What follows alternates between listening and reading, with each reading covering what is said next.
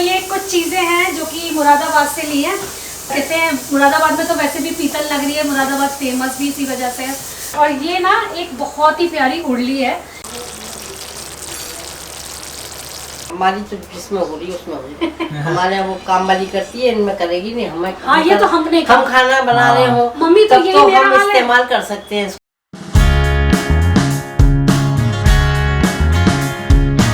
Good evening दोस्तों, कितने दिन बाद मैं आपको घर से मिल रही हूँ ना।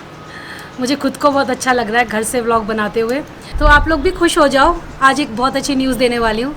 मम्मी पापा घर आ रहे हैं।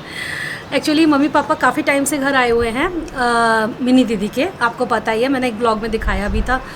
तो आज मम्मी पापा यहाँ पर भी आ रहे हैं और हमें आए हुए अभी ना 2-3 दिन हो चुके हैं। मेरे व्लॉग्स 2-3 दिन पहले वाले आपको मिल रहे थे अभी तक हिमाचल के। तो आज से बिल्कुल एकदम लेटेस्ट व्लॉग मिलेंगे, क्योंकि घूमने कहीं जाते हो तो थोड़ा बहुत आप घूमने में ही रहते हो, फिर आपको ये नहीं रहता कि एडिटिंग करो पोस्ट करो, क्योंकि फिर उस टाइम जल्दबाजी करने से ये होता है कि आप वो मज़ा नहीं ले पाते घूमने का। और आज मैं मम्मी पापा को उसी दिन से बुला रही हूँ जिस दिन से मैं घर पर आई थी। बल्कि मैं जिस दिन लौट रही थी मैंने उसी दिन गाड़ी में से ही फ़ोन किया था मम्मी को कि मम्मी प्रशांत आपको लेने आ जाएंगे, आप शाम को घर पे आ जाओ। तो मम्मी बोलती नहीं, तुम लोग बहुत थके हुए हो गए, इतनी लंबी ड्राइव के बाद ऐसे परेशान मत हो, हम लोग आराम से आ जाएंगे। तो फाइनली मम्मी पापा घर पे आ रहे हैं।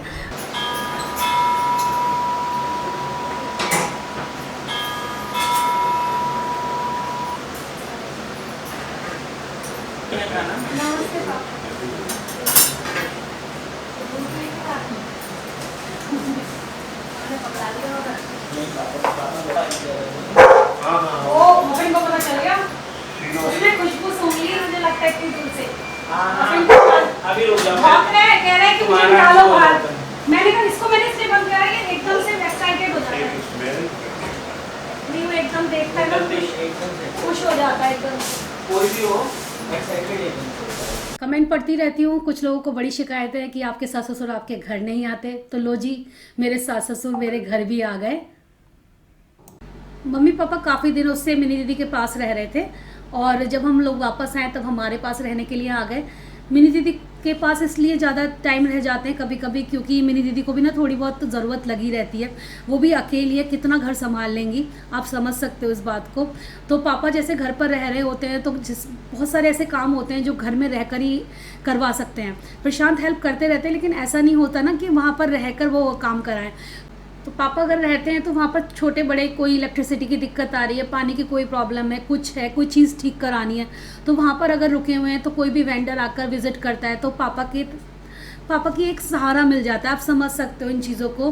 तो मैं यहाँ पर पनीर की तैयारी कर रही थी। आज मैं एक डिफरेंट तरीके से पनीर तैयार करने वाली हूँ। पनीर को मैंने मैरिनेट करा हुआ था, जैसे कि मैंने वेज थाली जब रेसिपी शेयर करी थी उस ब्लॉग में आपको पनीर टिक्के की रेसिपी शेयर करी थी ना, वैसे ही सेम मैंने उसी तरीके से मैरिनेट किया है यहाँ पर पनीर को। और पनीर में जब मैरिनेशन के टाइम पे काफ़ी सारे मसाले यूज़ हो जाते हैं, तो इस सब्जी को बनाने में बिल्कुल भी समय नहीं लगता। पैन में बस मैंने बटर डाला, थोड़ा देसी घी डाला, उसके बाद अनियन फ्राई करी मैंने जीरा डाल के, और जब वो फ्राई हो गई देन मैं उसमें थोड़े मसाले ऐड करूँगी, जैसे कि रेड चिली पाउडर हो गया आपका और धनिया पाउडर, और इसके अलावा सॉल्ट डाला था मैंने, और कुछ भी नहीं डाला क्योंकि इसमें हल्दी ऑलरेडी पड़ी हुई थी मैरिनेशन के टाइम पे। और मैरिनेशन के टाइम पे मैंने 1 टेबल स्पून के करीब अचार का मसाला भी डाला था, जिससे इसका फ्लेवर बहुत अच्छा आता है। ये पनीर अचारी टिक्का ग्रेवी की रेसिपी बहुत ज़्यादा ईजी है, बस मैरिनेशन का ही एक काम है जो आपको आधे पौन घंटे पहले करके रखना है।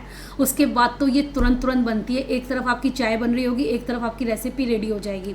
यहाँ पर मैंने थोड़ा पानी डाल दिया ये सारे मसाले के बाद, और चाय भी देखिए यहाँ पर तैयार हो चुकी है। जैसे हम पनीर टिक्के में बड़े बड़े क्यूब्स रखते हैं पनीर के, वैसे ही इतने बड़े बड़े क्यूब्स आपको इसमें भी रखने हैं। और ये मैरिनेशन करा हुआ पनीर आपको इस मसाले के साथ मिक्स कर देना है। बहुत ही क्विक रेसिपी है और खाने में बहुत टेस्टी लगती है। लास्ट में आप इसमें क्रीम डाल सकते हो फ्रेश, तो उससे भी इसका फ्लेवर बढ़ जाता है। बाउल में जितना भी मसाला था वो मैंने पानी के साथ ले लिया और बस इसे ढककर पकने के लिए छोड़ दिया। यहाँ पर चाय वगैरह हम लोग एंजॉय कर रहे हैं। मैंने समोसे भी ऑर्डर किए थे ऑनलाइन, तो वो थोड़ी देर बाद आए। मफिन भी मिलने आया है मम्मी पापा से, देखिए मफिन को मिल गया, प्रसाद लगता है। क्यों खाना है तुम्हें हर चीज? हाँ, हर चीज तुम्हारे लिए तो लंबी लंबी लार की तरह। यहाँ पर हमारा पनीर अचारी ग्रेवी टिक्का बनके तैयार है और इसमें बस लास्ट में मैंने थोड़ी सी कसूरी मेथी डाली थी, थोड़ा सा धनिया पत्ती, खुशबू बहुत तेज आ रही थी, बहुत ही यम्मी लग रहा था।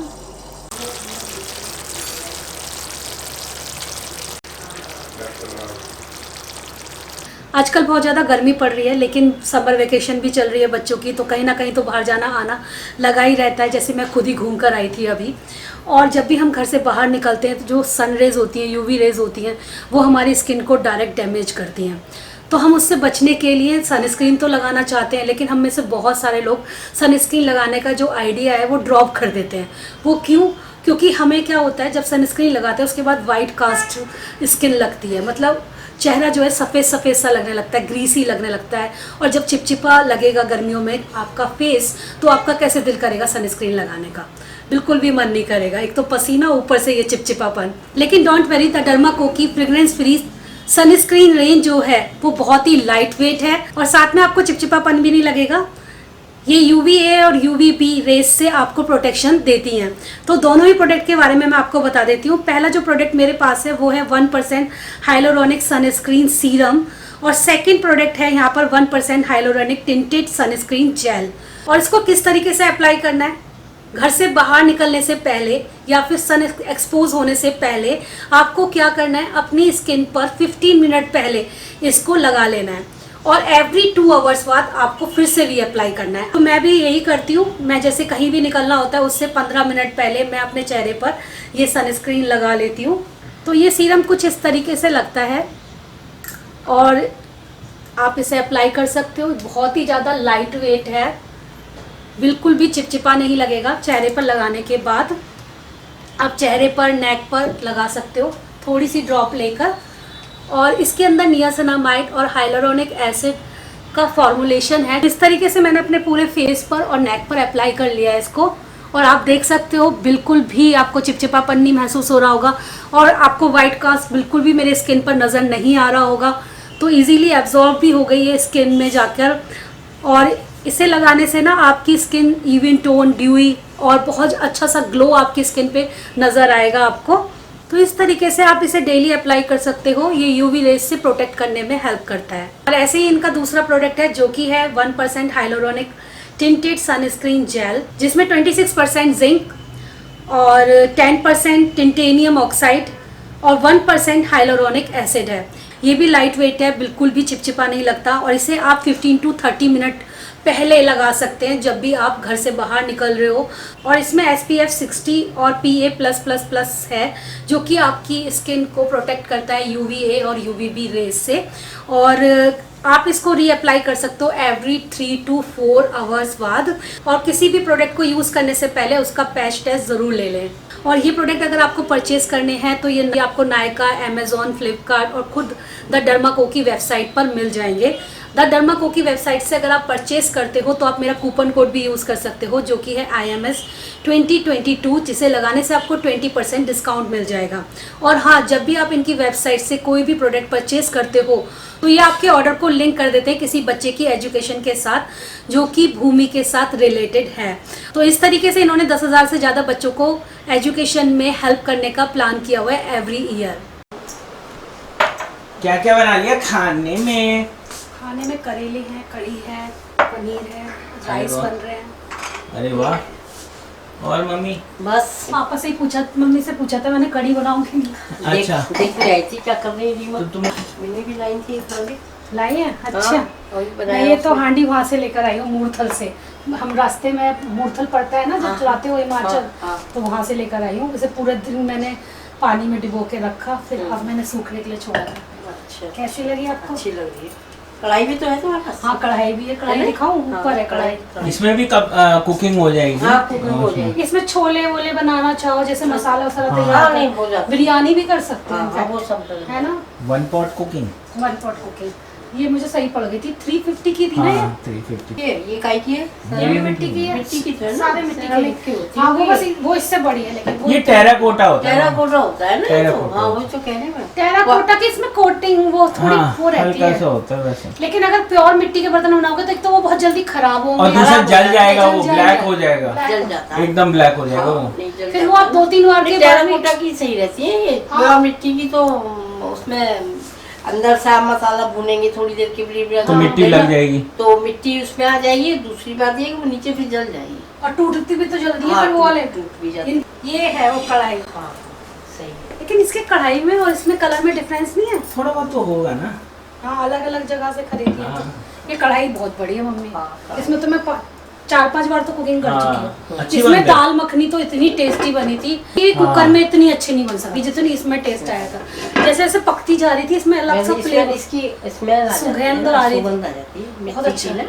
तो आपके लिए मैं आपको चाहिए तो मैं भी ले आऊंगा। आप हाँ। इसमें स्लो कुकिंग कर सकते हो, अरे मिलेगी भैया, तो। हमारी तो जिसमें हो रही है उसमें हो रही है। हमारे यहाँ वो काम वाली करती है, इनमें करेगी नहीं। हमें हाँ, ये तो हमने कहा। हम खाना बना रहे हो मम्मी तो तब यही मेरा हम हाल है। इस्तेमाल कर सकते हैं इसको। अब काम वालों को ऊपर थोड़ी छोड़ देंगे तो 2 हाँ, दिन में मम्मी तो की उतना ने भी वो छुट्टी लगा कर रखी है देते ना, हैं। कुक लगा रखी है। लेकिन मैं अपने घर में भी मैं खुद ही वॉश करती हूँ, बताऊँ तो। मैं बीमा खुद- तो ये स्टील के ये हुए हुआ, जितने इनफैक्ट भी ये वाले बर्तन हुआ, नहीं, मैं भी ये सारे सब बर्तन expensive मैं वाले खुद सारे। वॉश करती नहीं, ये वाले बर्तन तो सब इसके ये वाली बर्तन जो तुम कह रही कढ़ाई वगैरह सब सब मैं करके रखती हूँ। कांच अगर के एक सारे दो बार बर्तन वॉश करा लो तो पता चल जाता है नहीं, कितनी। कांच के बर्तन वगैरह सब करके रखती हूँ। यही मेरी भी आदत है, मम्मी जैसी आदत है। हाँ। मम्मी गर्मी कितनी है बताइए? बहुत गर्मी है, बेहद गर्मी है। मुरादाबाद घर में के- भी इतनी है? नहीं, मुरादाबाद में इतनी नहीं है गर्मी, लेकिन यहाँ तो बहुत गर्मी। फिर मैं आज सुबह ना ऐसे ही मजे मजे में टेम्परेचर पूछ रही थी, तो मैंने दिल्ली नोएडा का टेम्परेचर पूछा तो 42 डिग्री था। और बाकी जगह के भी मैंने ऐसे ही पूछे। ये मफिन को बहुत शौक है मेरा कैमरा हिलाने का। जैसे और बच्चों को पिटाई लगती है ना काम बिगाड़ने पे, ऐसे इसको भी लग जाती है। तो और जगह का टेम्परेचर भी मैंने ऐसे ही पूछा। चेन्नई का यहाँ से अच्छा था वेदर मम्मी, 30 डिग्री दिखा रहा था। बैंगलोर का भी अच्छा है। हाँ, बैंगलोर का मैंने पूछा, बैंगलोर का भी पता है कितना। 25 था शायद। दिल्ली और नोएडा वाले और यूपी वाले बेचारे बहुत ज्यादा।